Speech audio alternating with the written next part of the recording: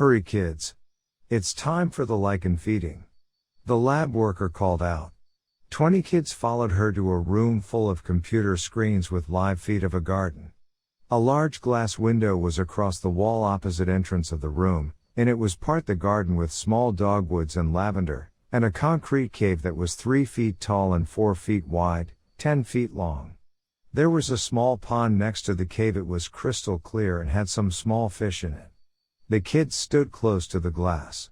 How safe are they? A concerned parent asked. Extremely safe, this species of lycanthrope is super gentle. The lab worker assured. One kid had asked how smart are they?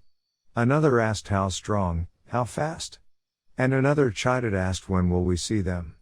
The lab worker smiled and answered them with we believe they are smarter than us, and they could break the glass if they wanted but never do, and they a little faster than a gray wolf, but they can run for much longer, as for when. She paused. When they are ready. A few minutes passed and a lean, elegant wolf-like animal with brown fur, white fur, gold eyes, a shaggy tail, even thumbs walked out of the cave on all fours. Ah! There is specimen 3097, she is our female and just loves children, she is playful and kind and has only attacked one person before, said the lab lady. Attacked? Said a parent grabbing their child. The lab worker glanced at the female lichen. Yes, but she saved the life of one of our kids. The man she attacked was going to snatch the kid out from under the nose of me and her parents. She stopped him and is now trusted outside of the controlled area without a harness, reassured the lab worker. The female put her paws into the pond and brought the water up to her snout where she drank from her hands. This brought an awe to the children, and it was a beautiful sight. Another larger wolf-like animal also with hands, with greenish-brown eyes, this one walked out on his hind legs.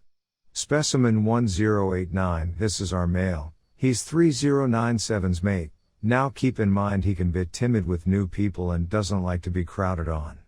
The lab worker said. He walked over to his mate and nuzzled her before lapping up water from pond. They're ready. The worker said over her comm. A door opened and 2 men with a dead deer walked in the garden and placed it inside the cave, which we know as the den.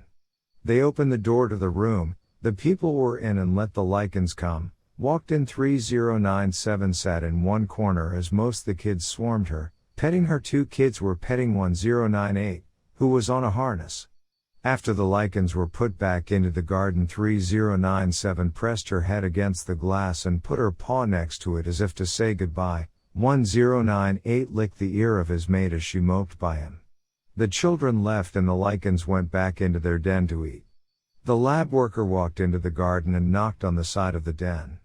1098 walked out and spoke to her in a strange language, which the lab worker responded, you did well today, I'm proud of you.